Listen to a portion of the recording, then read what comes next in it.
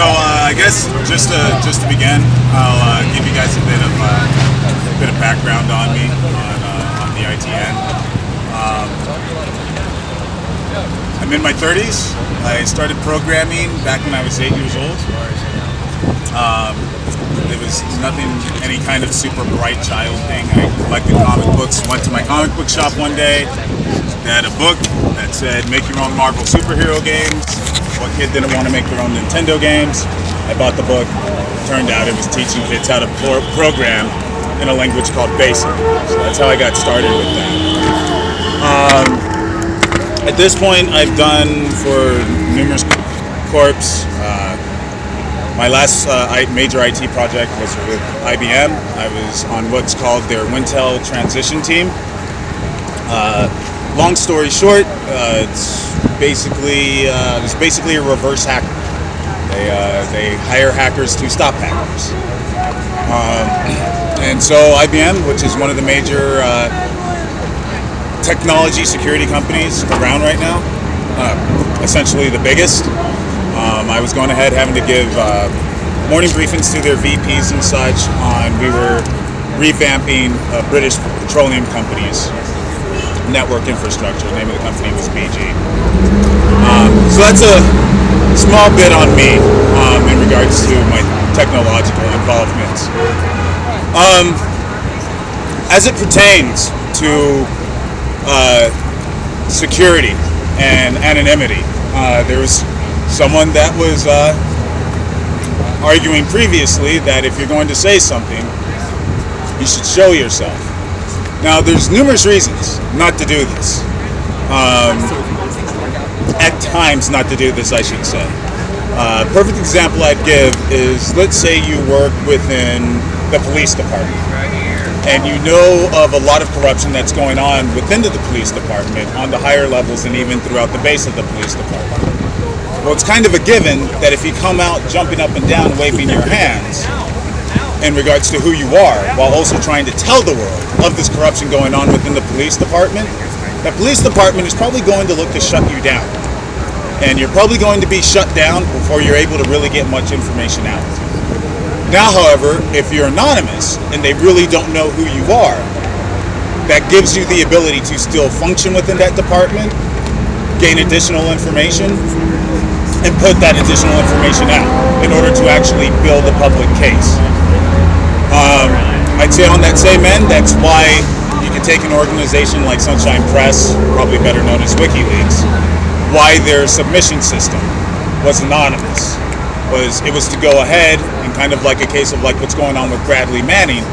The government's had a really hard case or a really hard time building a case against Bradley Manning because at this point they cannot prove that he was the one that actually submitted information.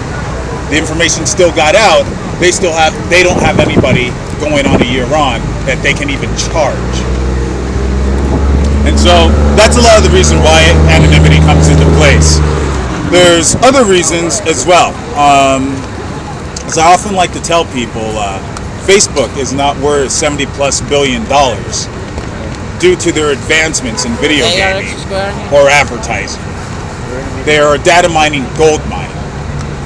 In that regard, if you approach Facebook from a location that seems odd to them, they actually pick up on that. They log what's called your IP. That IP, at times, can come, for all practical purposes, narrow you down to the exact home you're in. They've also made a practice of, if they believe that a profile is not truly owned by someone, they will ban it. Now, at the same time, whenever you try to delete something off Facebook, it's not truly deleted. It's simply hidden from public view. So therefore, it could be everything from the sexcapade you had with your lover to as you know, I had somebody on Facebook recently ask me about pirating some software. I was just like, why are you asking this on Facebook? That's extremely foolish. There's now a public record of the fact that you asked for this pirated software. And, you know, that can be pinned back on you. And they know exactly who you are. And yes, you can delete this comment. You know what? That comment still exists on their servers. Given the nature of activist movements of any kind, and there is a long history of the U.S. government looking to monitor people, so to speak. And even more recently with WikiLeaks, there was a series of secret subpoenas that the U.S. government issued out.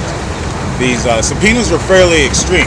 So, for example, in the case of Twitter, what they wanted was not just all information that had ever been released through the WikiLeaks account.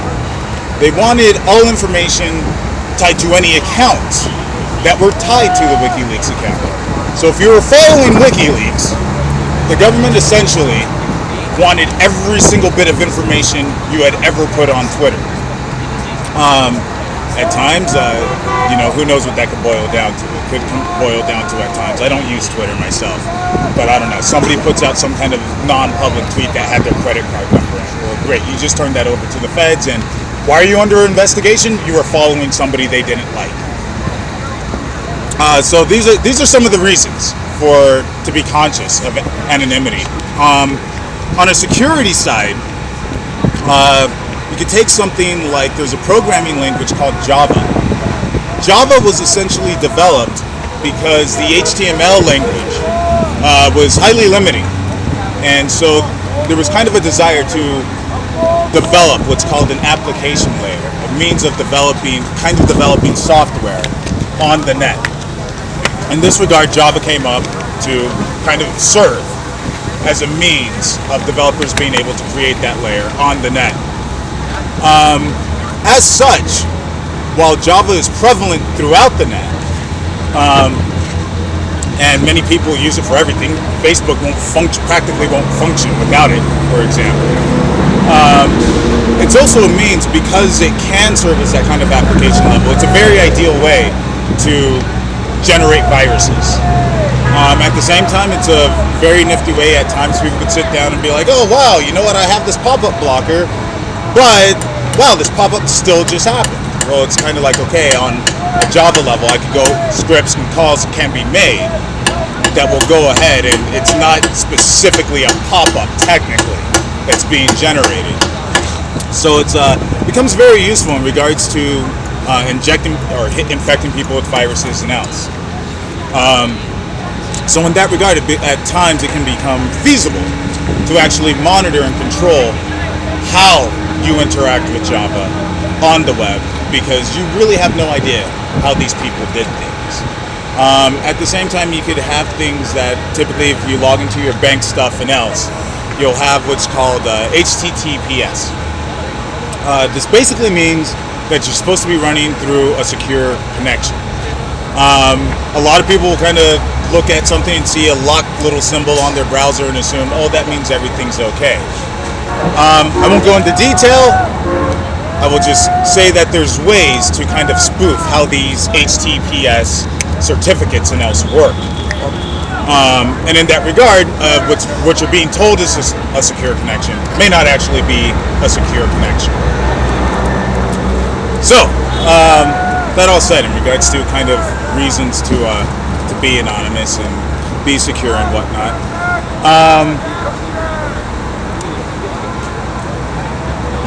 probably first I became aware of it was kind of earliest 2000s, and it was largely developed out of people feeling a need for security. Something called darknets started to come up, and what a darknet is it's basically I'm trying to put it into simpler English, kind of a sublayer of the internet, so to speak.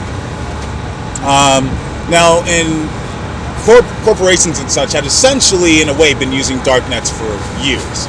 You could have something that's called VPN, which stands for Virtual Private Network. And so what you could do from here is, companies, of course, don't want their information and stuff leaking out all over. But they may have workers all over that they need to be able to tie into the same network.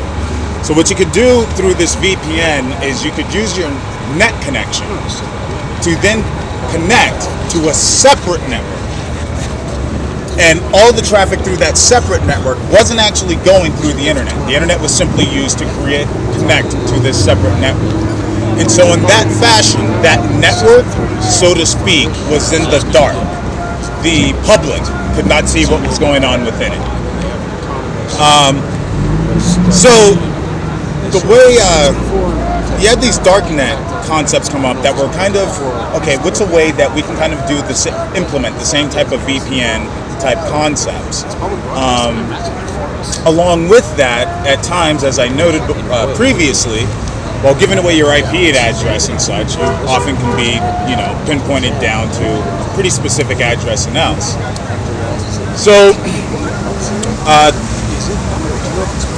in bypassing a lot of technical stuff that occurred, probably the most popular darknets, I'd probably say the three most popular public darknets are one that was actually developed by the Navy, oddly enough. There was a technology developed by the Navy called onion routing. And basically what this did was it was a darknet that bounced someone through numerous IPs in order to reach a destination. So in order to find out where that person really came from, you kind of went on a wild goose chase. There's some other elements of it as well, but for simplicity, I'll just boil it down to that for now.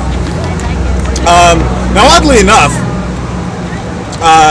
the Navy, the military, actually wanted the public to use this, because as long as it was simply the military using it, it'd be easy to kind of identify people. The more people you had on the network, the more IPs you had fluctuating around, the harder it was to identify things. So they kind of pushed this out to public, and this is what became known as the Tor project, which was no longer ran by the military. It was just based off of military technology. Another network was a project called JAP. I forget what JAP stood for. But it essentially worked in the same fashion as the Tor network did. The one major difference between the way JAP, or what's currently majorly known as John Doe, worked is that JAP, whereas Tor was meant to make you anonymous to the outside world. It was meant to connect to the outside world, but serve as a buffer layer so that the outside world didn't exactly know who you were. JAP was more so, rather than focusing on connecting to the outside world, was more so connected to simply staying outside the outside world to begin with. In this regard, like I2P and JAP, to certain degrees, were more of a internet within the internet. But the key difference was that whereas on the internet you could be easily identified by IP and else, on these networks, because your IP was being bounced around so many ways, and in the case of I2P, which is, I'd say to back up a bit, three major darknets, public darknets, are Tor, the one developed by the Navy, JAP, otherwise known as John Doe, and I2P. And so I2P did another thing where it was like, okay, within our network, we're going to encrypt all the data. So now you have this deal where IPs are being bounced around, plus the data flowing through the network itself is encrypted. It kind of becomes a fun deal if you're working within ITP and you develop a website within ITP, and ITP, I will confess, this is kind of the nature of some darknets due to their anonymous nature. You can have some crazy things on there at times, like child porn, for example. But the reason why that exists is because it's like, oh, FBI, you're trying to hunt this down? Good luck. They essentially get put on a wild goose chase. Fortunately, much like with the police example I gave before, that means in activist type movements, this becomes quite ideal. Now, oddly enough, I know the media, notably when The Thing known as, like, that's really what it is. The philosophy known as Anonymous, took up Operation Avenge Assange. The media was largely touting Anonymous as this super hacking collective. To this end, I'd say monitor the arrests that have gone on in connection to Anonymous. And you'll find that typically it's stoner high school kids and young college kids. It is not these supposed super hackers. That's because really all Anonymous was an idea to remain anonymous. That was it. There was no more to it. Why the media decided to tout this as being some kind of super hacking collective is beyond me. Why it even touted Anonymous having any kind of political stance is beyond me. It doesn't. It's if you wanted a physical manifestation of Anonymous, like say you're looking at a good example of it. The only difference is none of us know who each other are and we can't see each other's faces. But other than that, Anonymous is Satanist, Christian, Buddhist, Republican, Democrat. The mere fact that any kind of action occurred to piss Anon off enough at one thing is pretty fucking amazing. I never would have thought it could have happened because Anon was always chaotic. In my opinion, I would say that much like with the occupations, in my opinion, as soon as Anonymous became involved, my stance was the government has a much bigger problem than WikiLeaks now. Or as a friend of mine just put it, he was like, they've woken the sleeping giant. It was very much like Tyler Durden said in Fight Club when he held this mayor down. You know what? We are the people that cooked for you. We make your food. We guard you while you sleep. Don't fuck with us. That was essentially what the government had stirred up with Anon hitting things like MasterCard and Visa and else. And it's why the amount of arrests on Anon have been next to none. They're chasing a ghost. And at the same time of chasing a ghost, they're chasing everybody. Which is pretty scary, being that NATO officially declared, or pretty much essentially declared, Anonymous an official enemy. It's pretty much like saying anyone in the general public that does something we don't like and we don't know who they are is an enemy. Now again, on your end, why do you remain anonymous? Well, NATO being pissed off at you is kind of a big deal. I understand that concept.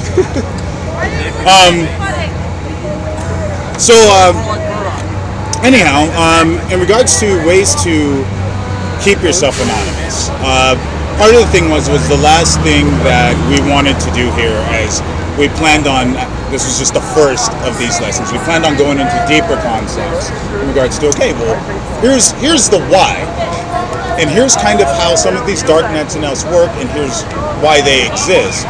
I'm going to be concentrating on how to implement such things on the security and anonymous end in later lessons. This one was primarily to go over initial concepts and else. Now, in that regard, I will briefly, not in any detail, kind of go over some tools that are available. For one, I would say when someone's browsing the net, Google released Chrome. It's a really slim browser. It's very fast. I love Chrome.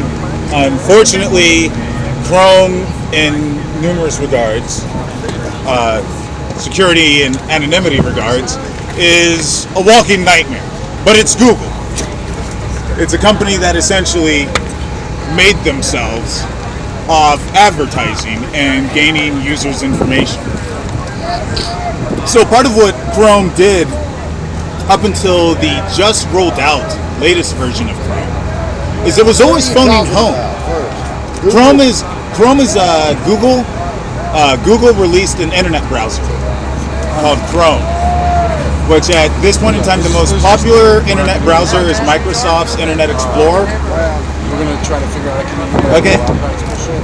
And Chrome's pretty much come to quickly rivaling Internet Explorer. Well, the problem with Chrome is that up until the latest version, it was constantly phoning home.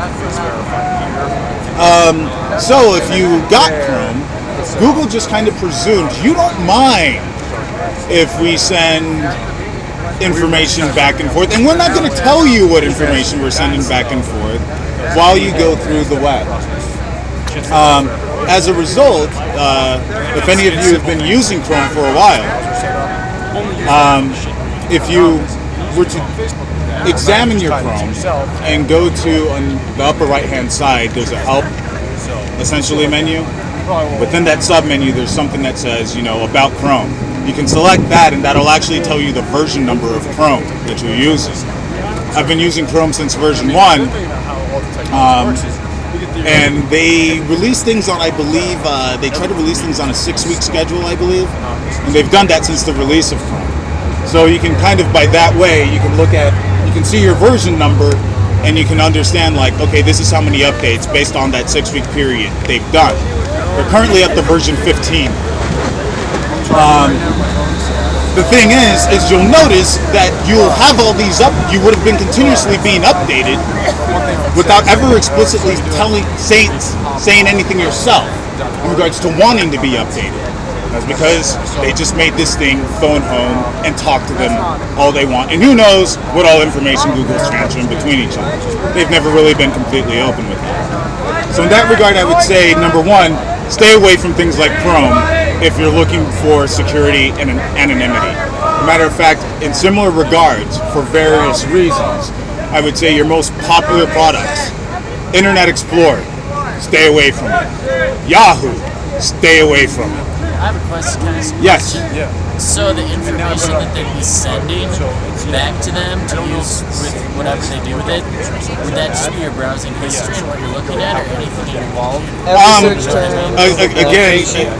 Again, it's Google was never really quite completely open in what they were pulling back. But technically, would they be able to? Technically? You know what I'm saying? Like, what's the capabilities? You know what I mean? Technically, yes.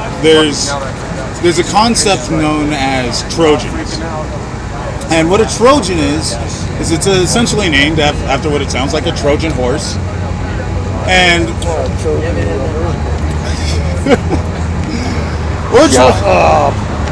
and so anyhow, what a Trojan basically does is it's a piece of software that gets installed on a user's system in order to phone home and give any sort of information. In that regard, what Chrome was doing, to some extent, was very much like a Trojan, where it's like, yes, we're sending information back to ourselves, and at the same time, we're receiving information from home base, and we are altering your system. Your browser has just been updated. So there's all this stuff going on within your system that you're completely unaware of, because much like the Trojan horse, it's, yes, you brought us in, you thought we were just this innocent thing, you didn't suspect us. In the meantime, at night while you're sleeping, we come out and we move all sorts of stuff around. So again, it's in regards to what specific information Google was doing, who knows. But the mere fact is that, yeah, I guess specifically in a case like Chrome, you could say that they essentially were having people install a Trojan. I spent 10 years in the penitentiary. The Supreme Court said you should have never. The Supreme Court said you should have never put that man in prison. Yeah. I spent 10 years in prison. Or email service? The Supreme Court said Recommended browser you should or never email put that service? man in prison. I'm sorry, can you repeat? Recommended browser or email service? In regards to public email servers, there's a very basic saying in IT, which is, if you're not buying a product, you're the product being sold. So in that regard, there's not many public email accounts announced that I go like, oh yeah, that's great, they're going to keep you safe. It's like, dude, they're a business. They exist for a reason. So, like I said, if you're not paying for it, you are in fact the product being sold. And in that regard, that's typically going to be various parts of information that pertain to you. And that's why Facebook is worth $70+ billion. I will never understand why people love Facebook so much. But in any regard, there's a service called Startpage that actually utilizes Google But the key difference with Start Page is they don't keep any IP logs, and they pretty much proxy you out to the Google results. And when you get those results, they then also offer you the option of viewing those things through a proxy. Now, what a proxy is kind of like when I talked about being bounced around numerous servers before to mask your IP. Each one of those servers that's masking your IP is what's known as a proxy. So what Start Page does is it goes, okay, look, fine, we pulled up this result for Facebook. You want to go to Facebook? We're offering you this option to hit the page via a proxy. That way this company cannot identify who you really were. But Start Page, I think, is great for that. As far as internet browsers are concerned, I've long been a fan of Firefox, largely just because it is open source. It has an open SDK. Essentially, unlike things like Chrome, you're much more open to go, dude, you know what? What exactly makes this thing tick? What's going on in here? It's a big part of the reason why I've always liked Firefox. At the same time, because it has an open SDK, anarchy exists, to tell you the truth. Now, that can sound like a bad term, but to put it into a bit of perspective as to how this can relate to the world of programming, you can have Microsoft sitting down and going, hey, we're going to develop this next version of Windows. We developed this in closed source C++. Because it's closed and all of you can't look at it, yes, we're protected in that you don't have access to our technology.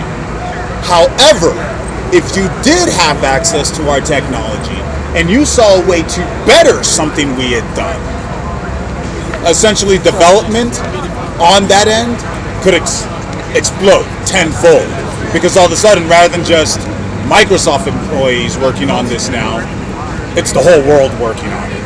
In that regard, I would sit down and tell somebody, if you look at the functionality of, say, Internet Explorer 8, 7 or 8, whatever they're on now, and you look at the development of Firefox, you can practically make Firefox do anything you want it to. You could sit down and be like, dude, I like the fact that Chrome works like this. You know, I like how I can just type a term into my URL window space and it'll automatically search for me unless I typed in an actual address. Well, yeah, sure, you can make Chrome or you can make Firefox do that. Due to that open SDK and due to the fact that now it's like, yeah, we don't just have our specific team working on this. It's essentially the whole world. But, okay, look, here's kind of the ground rules of how we're going to work on this. So it's anarchy, but that can lead to some really great things. And the development on it, especially on plugin ends and else, it's not just wrap